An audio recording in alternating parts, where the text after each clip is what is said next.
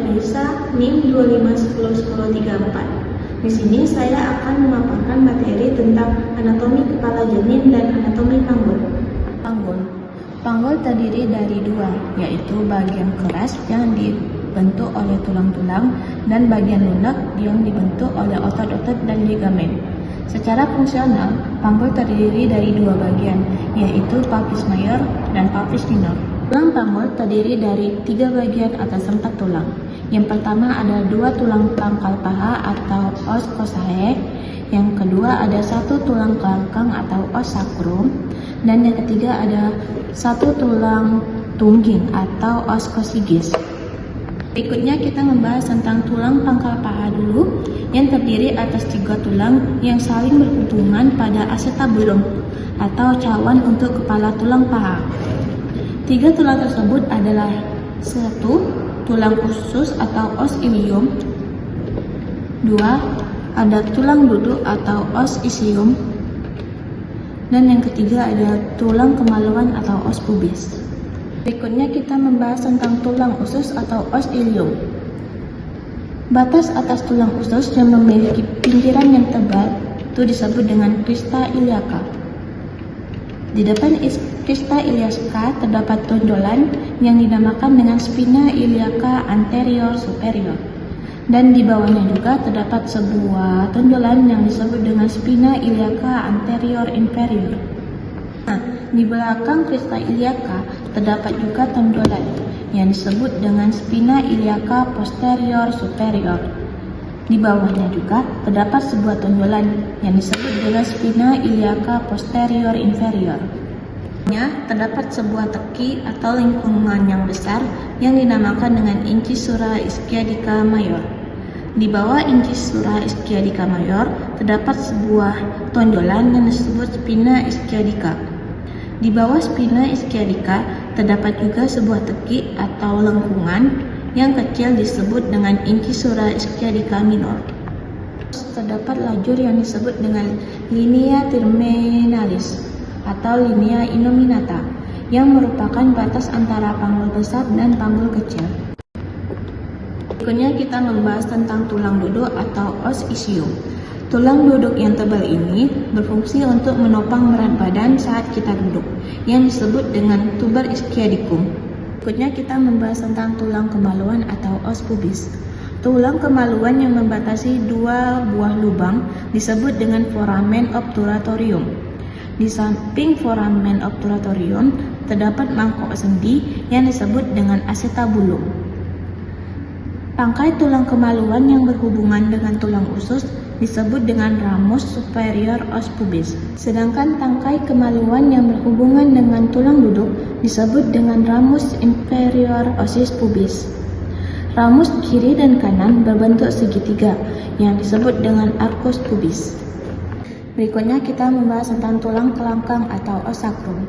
Tulang kelangkang atau os sacrum berbentuk segitiga yang memiliki 5 ruas senyawa dan 5 buah lubang yang disebut dengan foramina sacralia anteriola.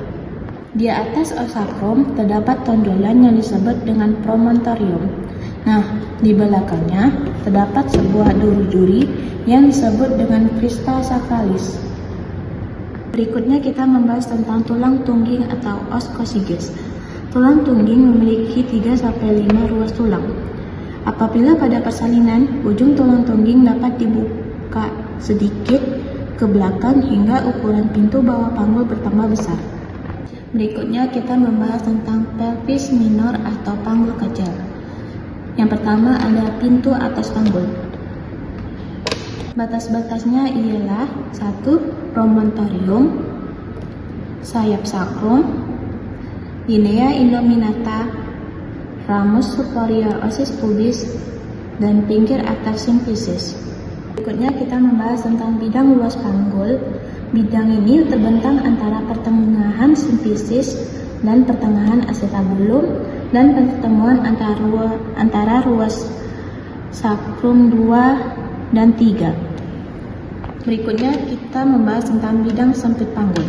Bidang ini terdapat setinggi pinggir bawah symphysis, kedua spina ischiadica, dan memotong sakrum 1 dan 2. Yang terakhir adalah pintu bawah panggul. Terdiri dari 2 segitiga dengan dasar yang sama, ialah garis yang menghubungkan antara kedua tubar iskedikum kanan dan kiri. Berikutnya kita membahas tentang bidang lodge. Bidang lodge pertama ialah sama dengan pintu atas panggul. Bidang lodge kedua sejajar dengan bidang lodge 1 yang melalui pinggir bawah simpisis. Bidang lodge 3 sejajar dengan bidang lodge 1 melalui spina iskedica. Dan bidang lodge 4 sejajar dengan bidang lodge 1 melalui ujung kosigis. Anatomi kepala janin. Bagian muka dan tulang-tulang dasar tengkorak itu terdiri dari 1. Os orbita atau tulang mata. Yang kedua ada os nasalis atau tulang hidung. Yang ketiga ada os maxillaris atau tulang rahang atas. Yang keempat ada os mandibularis atau tulang rahang bawah. Dan yang terakhir ada os zigomatik atau tulang pipi. Bagian tengkorak terdiri dari os frontalis atau tulang dahi. Yang kedua ada os parietalis atau tulang ubun-ubun.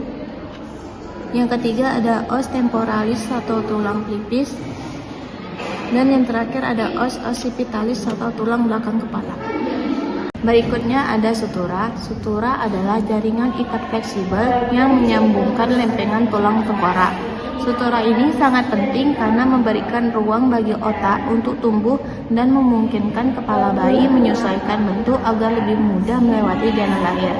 Sutura ini biasanya akan menutup sempurna sekitar usia 3 tahun, yaitu sutura frontalis, yaitu sutura yang membagi frontalis kanan dan frontalis kiri. Yang kedua ada sutura sagittalis, yaitu sutura yang membagi parietalis kanan dan parietalis kiri.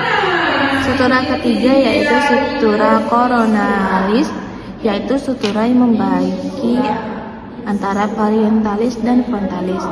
Sutura terakhir yaitu sutura lambdoidea, yaitu sutura yang membagi antara parietalis dan juga occipitalis. Berikut adalah ukuran-ukuran kepala bayi. Ukuran muka belakang, yang pertama ada diameter suboccipitobregmatica, yaitu dari foramen magnum ke ubun-ubun besar. Ukurannya yaitu 9,5 cm. Yang kedua ada diameter suboccipitofrontalis, yaitu dari foramen magnum ke pangkal hidung. Ukurannya yaitu 11 cm. Yang ketiga ada diameter occipitalis, yaitu dari pangkal hidung ke titik terjauh di belakang kepala, yaitu ukurannya 12 cm. Yang keempat ada diameter mento-occipitalis, yaitu dari dagu ke titik terjauh di belakang kepala. Ukurannya yaitu 13,5 cm. Yang terakhir ada diameter submentobregmatica, yaitu dari bawah dagu ke ubun-ubun besar. Ukurannya yaitu 9,5 cm. Berikutnya ada sirkumferensia. Sirkumferensia pertama yaitu sirkumferensia suboccipitobregmaticus. Ukurannya 32 cm. Yang kedua ada sirkumferensia occipitofrontalis. Ukurannya kurang lebih 34 cm. Yang terakhir ada sirkumferensia mento-occipitalis. Ukurannya kurang lebih 35 cm. Sekian dari pemaparan materi tentang anatomi kepala janin dan anatomi panggul. Saya ucapkan terima kasih. Assalamualaikum warahmatullahi wabarakatuh.